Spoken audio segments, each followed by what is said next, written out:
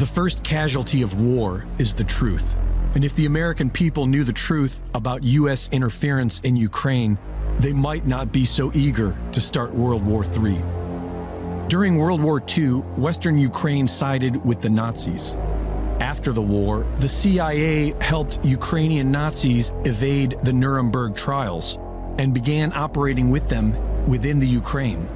After decades of CIA infiltration, the Ukrainian People's Movement emerged in 1989 and gave birth to extremist groups Svoboda, Trident, and Right Sector, neo-Nazi groups pushing for the ethnic cleansing of Ukraine, extremist groups cultivated by the CIA, supported by the U.S. State Department, and used by the IMF to bring Ukraine to heel.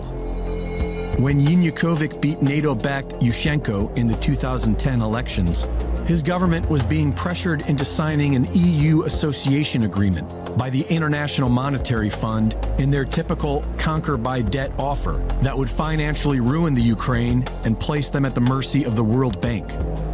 Yanukovych declined their offer. And in today's corrupt world, you're not allowed to say no to the IMF.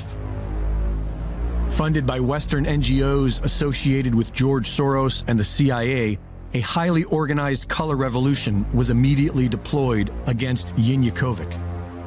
Organizations such as the National Endowment for Democracy trained activist journalists to utilize Facebook, along with 3 brand new television networks created within weeks to recruit people for the protests. This Western-run media campaign was a huge success. The turnout was massive. The CIA has been orchestrating revolutions their entire career, and the first step to their simple formula is to convince people to take to the streets in peaceful protest. They then use agitators to goad the police into violence, and state-run media to ignite the crowd with emotionally charged reports of sacred victims.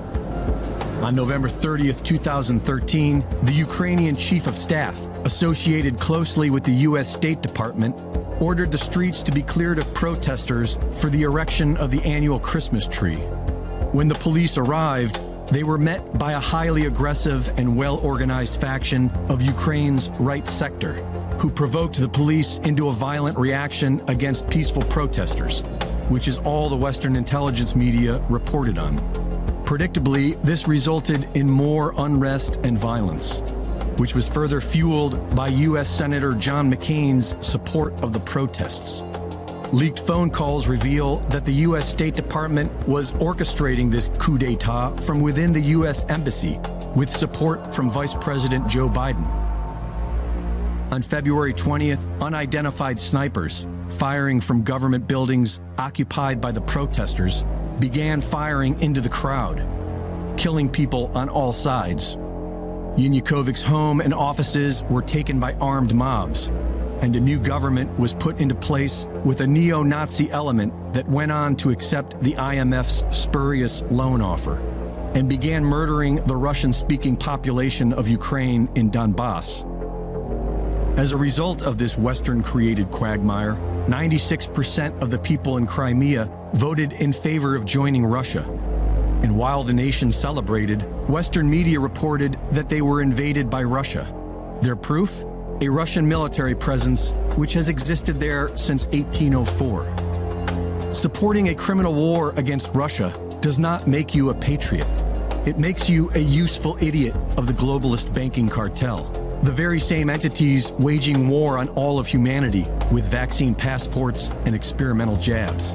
A righteous patriot would call out his government for war crimes.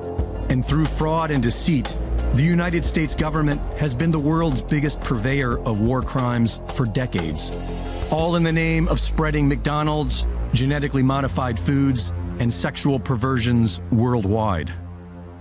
Reporting for InfoWars, this is Greg Reese.